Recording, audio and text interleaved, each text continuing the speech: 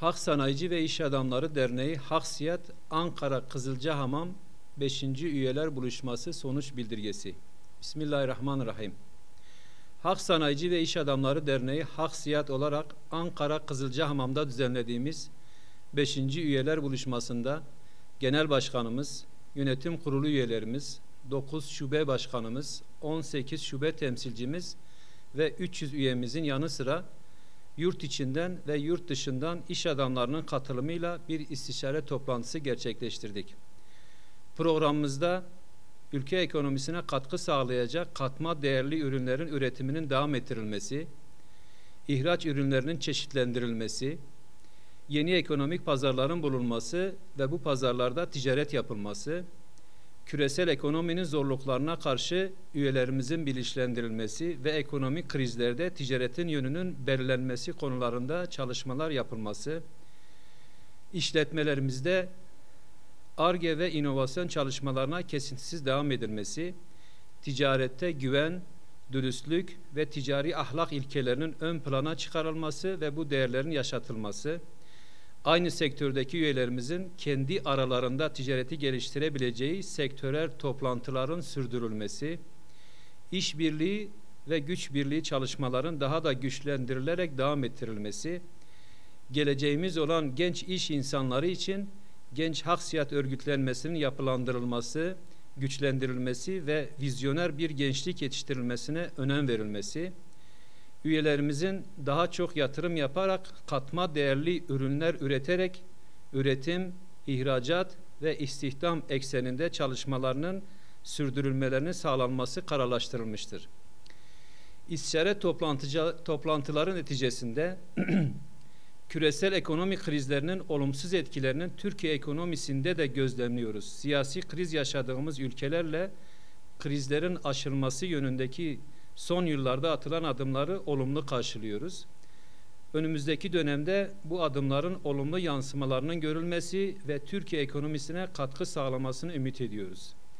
Komşu ülkeler ve siyasi kriz içinde bulunan ülkelerle ticaretin geliştirilmesi için önemli adımlar atılmış olsa da devam eden Rusya ve Ukrayna savaşının ekonomimize olumsuz etkileri, bir yılı aşkın süredir devam eden İsrail'in Filistin, Lübnan, Suriye ve İran gibi komşu ülkelere yönelik katliam ve saldırıları sonucunda bölgede artan ekonomik ve siyasi belirsizlikler ticaretin gelişmesini engelleyen unsurlar arasında yer almaktadır.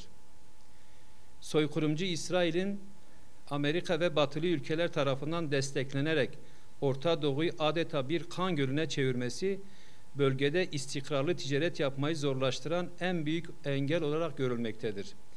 Ticaretin önündeki bu engellerin ortadan kaldırılabilmesi için dünya siyasi aktörlerinin insanların kendi iradeleriyle yaşayabilmeleri ve ekonomik istikrarın sağlanması için savaşı durdurmaya yönelik acil ve samimi adımlar atmaları gerekmektedir. Bunun yanı sıra soykırımcı zihniyete destek veren tüm ticari ürünlerin boykot edilmesine devam edilmelidir.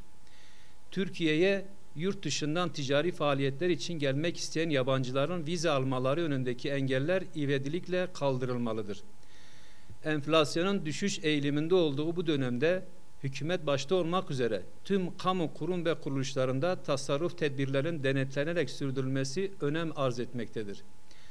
Uluslararası ticaretin önündeki en büyük engel olarak görülen siyasi krizlerin ve çatışmaların giderilmesi için devletin tüm imkanlarını seferber etmesi ve bu konuda somut adımlar atması gerekmektedir.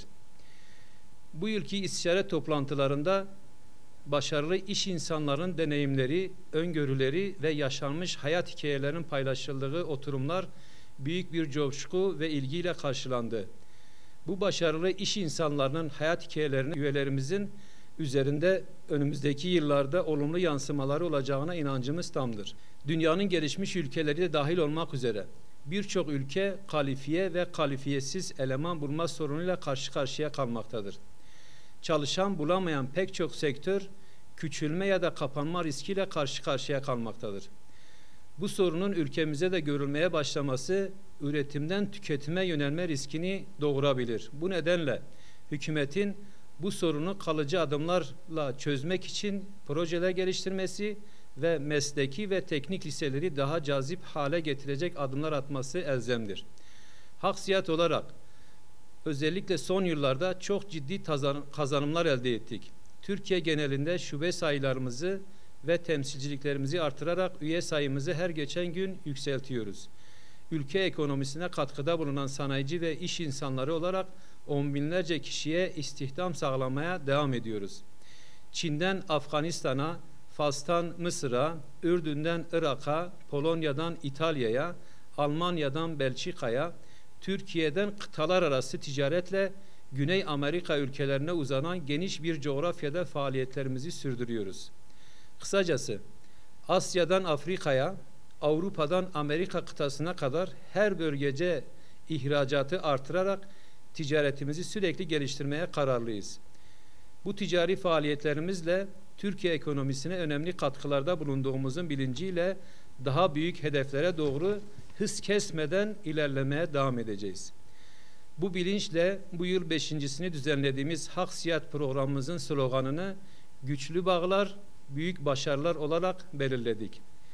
Bu vesileyle Haksiyat Genel Başkanı, Yönetim Kurulu üyelerimiz, il başkanlarımız, temsilcilerimiz, yurt içi ve yurt dışından teşrif eden değerli misafirlerimiz, programa katkı sağlayan konuşmacılarımız ve tüm üyelerimize, ayrıca organizasyon ve hazırlık aşamalarında emeği geçen tüm ekip arkadaşlarımıza içten teşekkür ediyoruz. Daha iyi, daha huzurlu ve daha bereketli bir dünyada yaşamak için çalışmalarımıza kararlılıkla devam ederken hepinizi Yüce Allah'ın korumasına emanet ediyoruz.